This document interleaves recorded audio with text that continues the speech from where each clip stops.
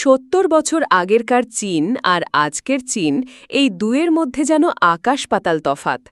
একসময় যেখানে সাধারণ মানুষ দুবেলা খাবারের জন্য সংঘর্ষ করত, উন্নত জীবনের আশায় উত্তাল সমুদ্র পেরিয়ে হংকং যাওয়ার চেষ্টা করত, আর সেই চেষ্টায় অনেকেরই সলিল সমাধি ঘটত, সেই চীন আজ বিশ্বের দ্বিতীয় বৃহত্তম অর্থনীতি।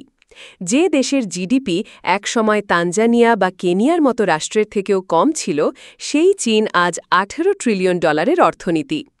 সাংহাই, শেনজেন, চংকিংয়ের মতো শহরগুলো আজ উন্নত বিশ্বের যে কোনো শহরকে টেক্কা দিতে প্রস্তুত। এই অবিশ্বাস্য পরিবর্তন, যাকে অনেকেই চীনের ম্যাজিক বলে অভিহিত করেন, তার নেপথ্যে ছিল সুনির্দিষ্ট পরিকল্পনা, দূরদর্শী নেতৃত্ব এবং কোটি কোটি মানুষের কঠোর পরিশ্রম। সমৃদ্ধ অতীত ও পতনের সূচনা। প্রাচীনকালে চীন ছিল জ্ঞান, বিজ্ঞান, বাণিজ্য আর সম্পদে পরিপূর্ণ এক সভ্যতা। রেশম, কাগজ, বারুদ, কম্পাস, ছাপাখানার মতো যুগান্তকারী আবিষ্কার বিশ্বকে উপহার দিয়েছিল চীন। ঐতিহাসিক সিল্ক রোডের মাধ্যমে তাদের বাণিজ্য চলত দূর দূরান্তে। কিন্তু কালের পরিক্রমায়, বিশেষত অষ্টাদশ শতক থেকে অভ্যন্তরীণ দুর্বলতা এবং পশ্চিমা ঔপনিবেশিক শক্তির আগ্রাসনে চীনের সেই গৌরব ম্লান হতে শুরু করে। ব্রিটিশদের চাপিয়ে দেওয়া আফিম বাণিজ্য এবং তার ফলস্বরূপ আফিম যুদ্ধ 1839 থেকে 1842 চীনের অর্থনীতি ও সার্বভৌমত্বের উপর চরম আঘাত হানে। হংকংয়ের মতো গুরুত্বপূর্ণ বন্দর হাতছাড়া হয় এবং চীন এক দীর্ঘ অপয়ামের শতাব্দীতে প্রবেশ করে। শিল্প বিপ্লবের ক্রুশাল সময়েও চীন তার অর্থনীতির দরজা বিশ্বের জন্য উন্মুক্ত না করে এক প্রকার বিচ্ছিন্নতার নীতি গ্রহণ করে, যা তার পতনকে আরও ত্বরান্বিত করে। মাও সেতুং যুগ, চরম দুর্দশা। 1949 সালে গণপ্রজাতন্ত্রী চীন প্রতিষ্ঠার পর মাও সেতুংয়ের নেতৃত্বে কমিউনিস্ট পার্টি ক্ষমতায় আসে। শুরুতে জনগণের মধ্যে নতুন আশা জাগলেও মাওয়ের কিছু নীতি দেশকে ভয়াবহ বিপর্যয়ের দিকে ঠেলে দেয়। গ্রেট লিপ ফরওয়ার্ডের মতো কর্মসূচি কৃষি ব্যবস্থাকে ধ্বংস করে এবং অবৈজ্ঞানিক শিল্পায়নের প্রচেষ্টা ব্যর্থ হয়। 4 পেস্টস ক্যাম্পেইন চড়ুই, ইঁদুর, মশা, মাছি নিধন পরিবেশগত ভারসাম্য নষ্ট করে, দুর্ভিক্ষের সৃষ্টি করে, যাতে লক্ষ লক্ষ মানুষ প্রাণ হারায়। পরবর্তীতে 1966 সালে শুরু হওয়া সাংস্কৃতিক বিপ্লব চীনের শিক্ষা, সংস্কৃতি ও বুদ্ধিবৃত্তিক চর্চার মূলে কুঠারাঘাত করে।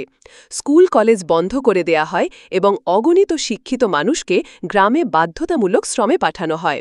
ফলস্বরূপ 1970-এর দশকে চীন এক চরম দরিদ্র, স্থবির অর্থনীতি এবং হতাশ এক জনগোষ্ঠীতে পরিণত হয়েছিল। দেং জিয়াওপিং পরিবর্তনের স্থপতি। 1976 সালে মাও সেতুংয়ের মৃত্যুর পর চীনের রাজনৈতিক নেতৃত্বে আসেন দেং জিয়াওপিং। তিনি ছিলেন মাওয়ের কঠোর মতাদর্শের চেয়ে অনেক বেশি বাস্তববাদী।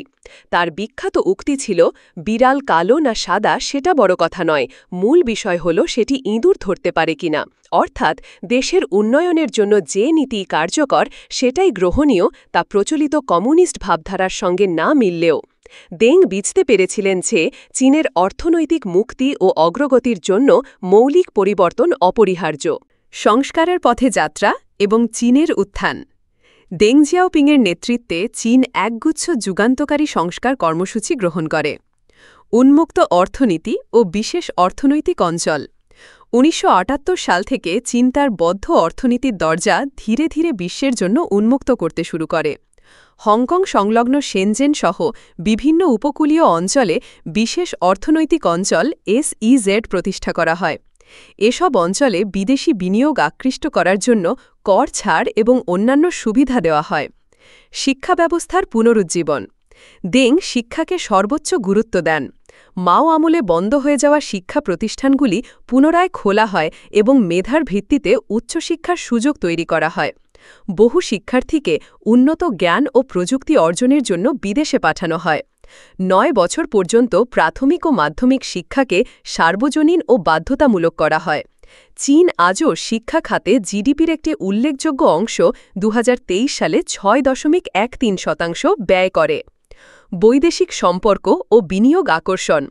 চীন মার্কিন যুক্তরাষ্ট্র সহ পশ্চিমা দেশগুলোর সঙ্গে কূটনৈতিক ও অর্থনৈতিক সম্পর্ক স্বাভাবিক করে। দেং নিজে বিভিন্ন উন্নত দেশ সফর করে তাদের উন্নয়নের মডেল পর্যবেক্ষণ করেন এবং দেশে ফিরে সেগুলো প্রয়োগের উদ্যোগ নেন। কৃষি ও শিল্প সংস্কার।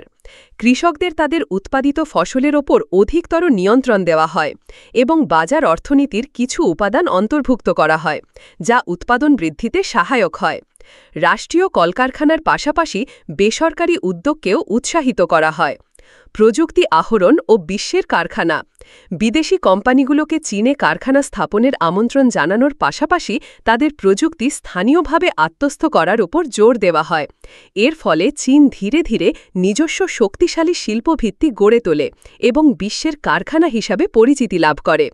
বর্তমানে চীন গবেষণা ও উন্নয়নে 2023 সালে $500 বিলিয়ন বিপুল বিনিয়োগ করছে। অভাবনীয় সাফল্য। এইসব সুদূরপ্রসারী সংস্কারের ফলে চীন মাত্র কয়েক দশকে অভাবনীয় অর্থনৈতিক সমৃদ্ধি অর্জন করেছে।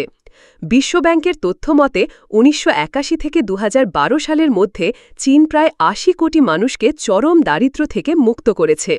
2024 সালে চীনের দারিদ্র্যের হার ছিল মাত্র 1%। বিদ্যুৎ উৎপাদন, জলবিদ্যুৎ, কয়লা উৎপাদন এবং স্মার্টফোন শিল্পের মতো বহু ক্ষেত্রে চীন আজ বিশ্বের শীর্ষে।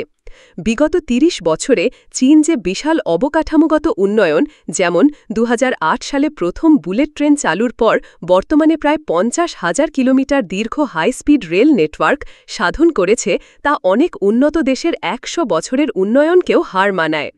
চীনের এই বিস্ময়কর রূপান্তরের পেছনে ছিল দেশটির নেতৃত্বের দূরদর্শিতা, পরিবর্তিত পরিস্থিতির সঙ্গে মানিয়ে নেওয়ার ক্ষমতা এবং জাতীয় স্বার্থকে সর্বোচ্চ গুরুত্ব দেওয়ার মানসিকতা। জনগণের মধ্যে নতুন করে আশা জাগানো এবং উন্নয়নের স্বপ্ন দেখানোর পাশাপাশি সেই স্বপ্ন বাস্তবায়নে কার্যকর পদক্ষেপ গ্রহণই চীনকে আজকের এই ঈর্ষণীয় অবস্থানে নিয়ে এসেছে।